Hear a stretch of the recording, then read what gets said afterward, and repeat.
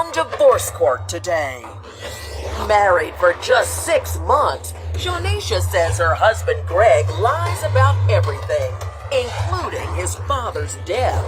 She says he is a pathological liar and has the list to prove her point.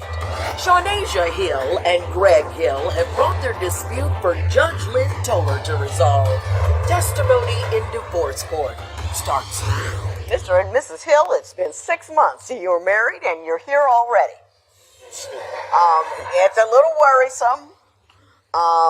You have asked for things, some money from Mr. Hill as you go, but I want to know how you got here so quickly. What happened in 6 months that makes you believe this marriage will not survive? Because I believe that he is a pathological liar. That's what I believe. Why do you think he's a pathological liar? Well, because the first one I would say is he told me his father had passed, so he was sad, he was crying, and as girlfriend at the time I was his girlfriend, and I was trying to be there for him. He's sad at this time. My mother's telling me, he's sad, be there for him, whatever case may be. Fast forward to a year later, I'm at a family event, and his father's names get mentioned. So I said, I'm sorry about the loss, and everybody's looking at me like I'm the crazy one. Now I'm standing here trying to persuade them that he's gone. And they're like, what are you talking about? I'm like, his father passed away a year ago, cancer, telling them everything, and they're just like, what are you talking about? Where are you getting this story from? I'm like, Greg told me that, and that's what she said. His mother said, he didn't die, he's alive, he's living. Greg talks to him all the time. I was confused and I felt stupid. Mr. Hill, did you tell her that your father died when in fact he did not? Yes, I previously told her that my father had passed away, but that wasn't my real father. That was like he basically raised me when I was younger. So I really didn't have a really good relationship with my father when I was younger. So he came in my life at a young age. So I kind of took it hard. It really devastated me at a prior time. So that's the only person I really knew that was close to me. It seems like that would be something she would have understood, that he really wasn't your. You did tell her something that wasn't true, correct? Yeah, that's correct. For what purpose? At the time, I felt like that was my actual father, because I really didn't know my real father like But that. why wouldn't you make that clear to her? Why the need to make her believe it was your real biological father? What was the point of that?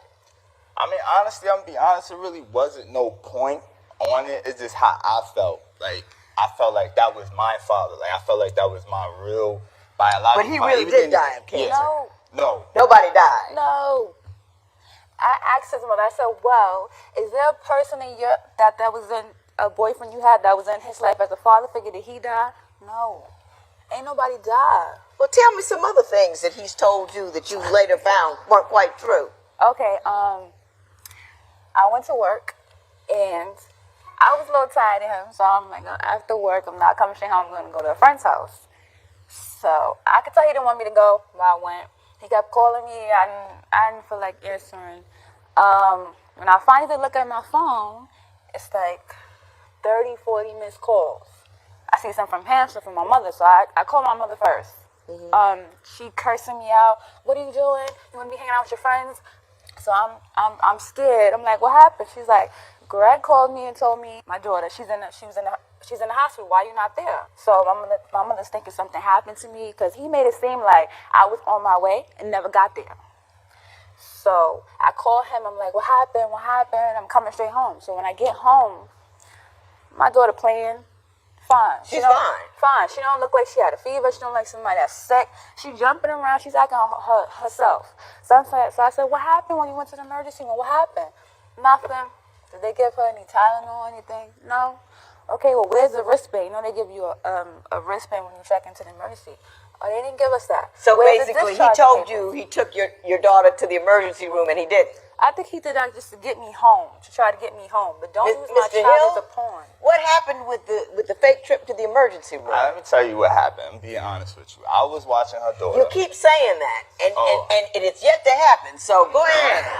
I was watching her daughter. She had to go to work, And she told me that, oh, I'm at work, whatever the case might be. But my problem is that I didn't know she was going to her friend's house prior to do whatever she was doing, chilling with her friend or whatever she called it. And her daughter didn't feel good prior to. Like, she already didn't feel good.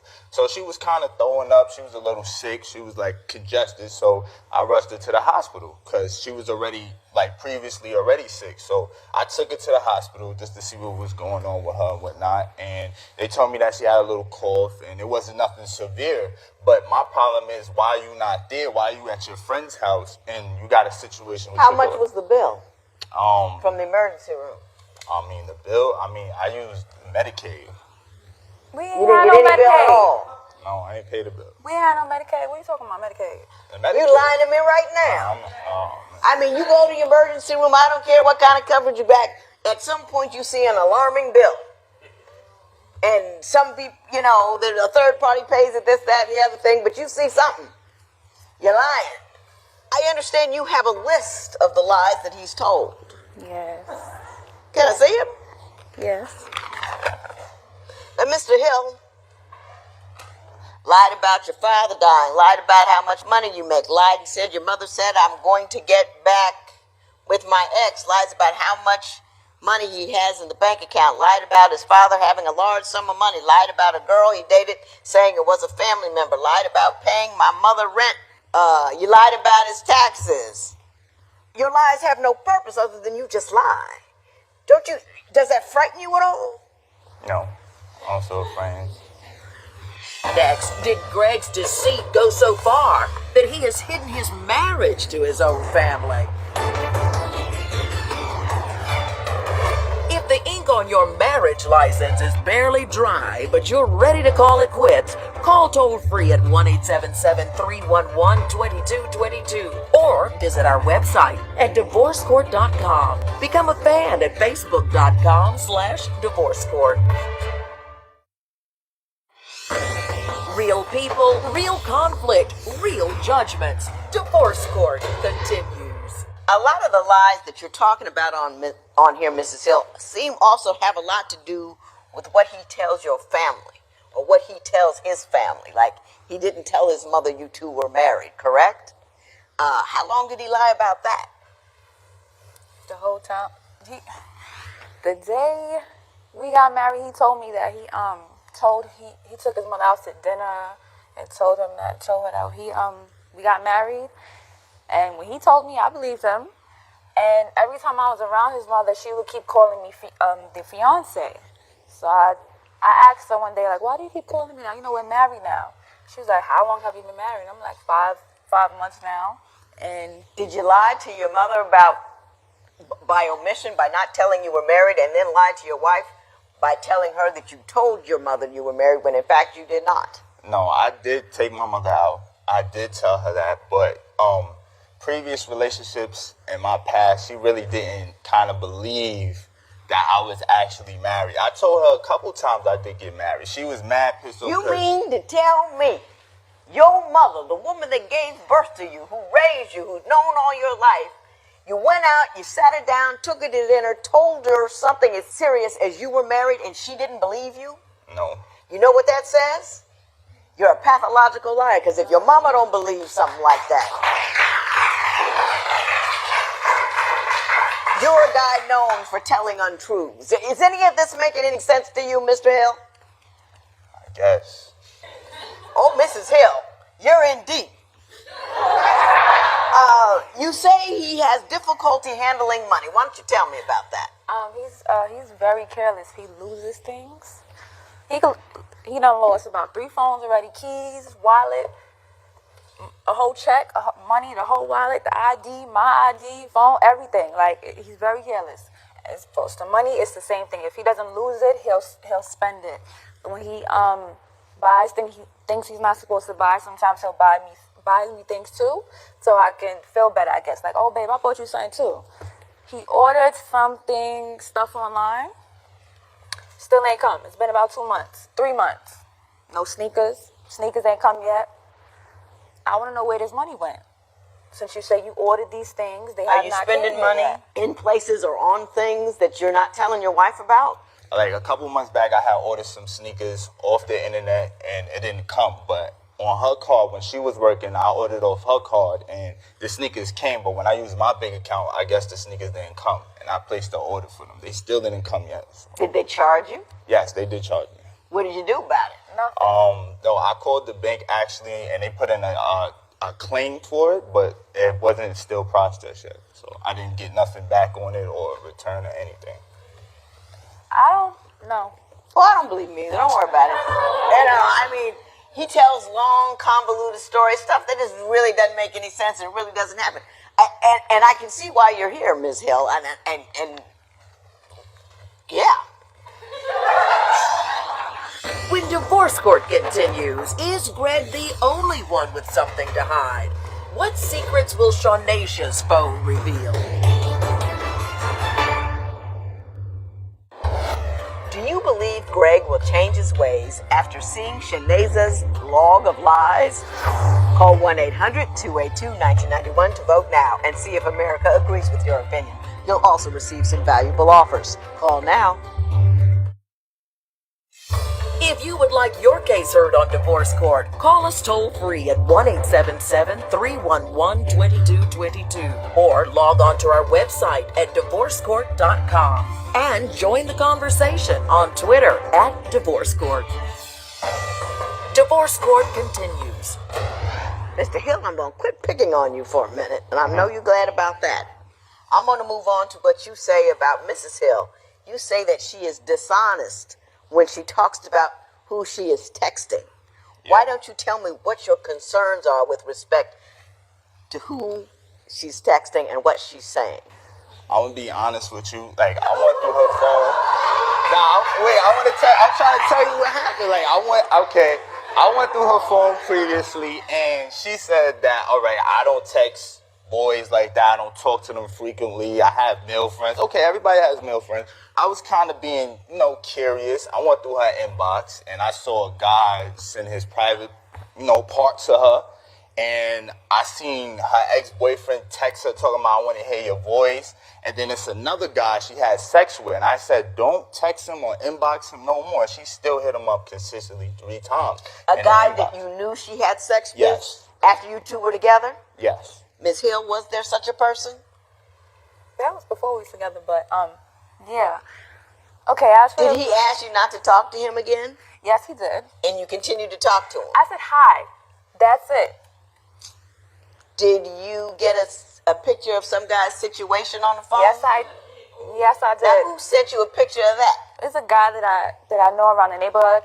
He sent me the picture. It was very randomly, and what he's not telling you is that I put him in his place, and that was the end of the conversation. He's not going to say that. I didn't see that part. I just seen the picture. I don't know if she checked him or not. I did. Mr. Hill, there was a time I would have said to her, no man just sends you a picture of his nether regions on a humble. But I've been in this chair long enough to know people actually do that. Freak me out. I can't call her out on that, but I can call her out on you got a boyfriend, an ex-boyfriend, he keeps hitting you up, you ignore him or you check him, you don't say hi. That's an invitation. He's looking for a response. He's looking for some kind of acknowledgement. You don't say hi. You just ignore him. You block his number, or you say, I don't want to talk to you. Don't text me, or don't call me, or don't inbox me, or whatever you folks do these days. You got that? Yeah. Because that's a solid thing. You marry somebody, you put a real tight box around it. I mean, especially if it's somebody, that you say you're not getting enough sex, Mr. Hill. Oh, God. I'm gonna be honest with you. Like, that's how I started. That's how I started it.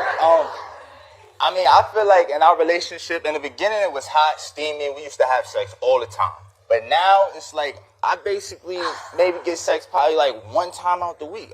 She work, I work. We both got a job, and I understand she has a child. I understand that, but how young?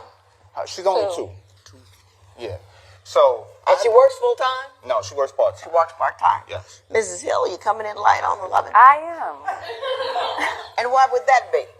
It's not purposely, but I feel like we're going on 2 years. He should know what what turns me on, what I like, what I don't like. What I don't like, he's on me constantly.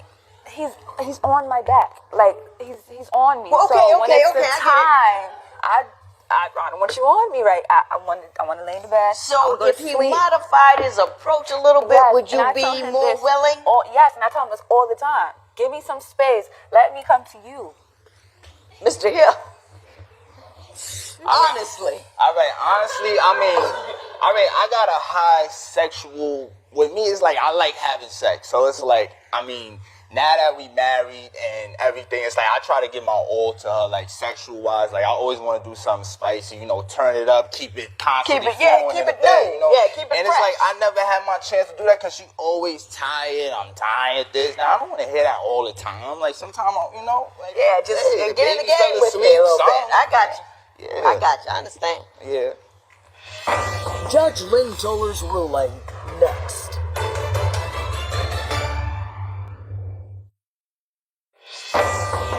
Divorce Court. Judge Lynn Toller's ruling right now. Mr. Hill, Yes. the only time I asked you a question and you didn't say to be honest is when you were talking about sex. And I know what you were saying about the sex is true. Mr. Hill, you're losing your wife. It's hard to live with a man you can't believe anything from. I mean, nothing. You calling about a kid sick in the hospital didn't really go. That tears a woman's, any parent's heart out. You can't lie about that. You lie about grand things, about people dying of cancer and not telling your mother that you're married. Or if you did tell her you were married, she didn't believe you. You've got a deep problem there, a deep and desperate problem that you need to acknowledge and do something about, because that's why she's leaving. I think she loves you. I think you're probably a good guy. I think you've gotten stuck. You got a really tangential hold on reality. Whatever is what you need is what you imagine is happening, and you just fantasize about it and you stay there. Even when you're telling me, when you know you've been caught in a lie, you still conjure up more and more and more, as if you say enough convoluted things that somehow you'll lose people along the way and they won't realize that you're really taking them down the garden path. It doesn't work, and it's killing your wife. Just killing her. Not to be able to trust that when you say, I took your daughter to the emergency room, that there was something actually wrong with her. For you to tell that kind of lie, it's a little sadistic. To cry and say someone close to you died of cancer, that's sick a little bit. And if you don't see it, you can't recover from it. And you need to recover from it. Now you want what from me? $300? Is that what you want? Yes. $350, my bad. What for? Okay, if he tells me we have $350 in the bank account and I go out and I'm swiping away because I think there's money in the account. There was no money in the account, so there was overdraft fees. Do you have any documentation of the overdraft fees? No. I'm not going to ask if you did it if you didn't do it, because if you told her something and it was a lie, I believe her. You can't lie about money because money can't survive a lie. It's either there or it's not. It doesn't appear, and then that costs you money when you lie about money, because if you have money, you say you have money you don't have, the bank says, oh, you thought you had more than you did, I'm going to take more from you. And you end up deeper and deeper in a hole for no particular reason whatsoever, other than you can't manage to tell the truth. You can't stand the discomfort of being in a situation that's not going the way that you want to go. You've got to be able to stand the discomfort of, no, baby, I haven't got any money. Yeah, Mom, I married somebody that you preferred me not to marry. No, I just didn't come on time. Yes, I wish you would have come home, instead of saying your kid was in the hospital, so come home. You got to be able to be uncomfortable and live so you can be an adult. I can't keep your wife from you, but I can't take $350 from you either. If I were you, I would find $350 and go see a psychiatrist with it. There will be no recovery in this matter. It is so ordered. Greg and Shanaisa appreciate the judge's ruling. and are working to change their future. Post a comment or submit your case at divorcecourt.com or call toll-free 1-877-311-2222. Follow us on Facebook and Twitter at Divorce Court.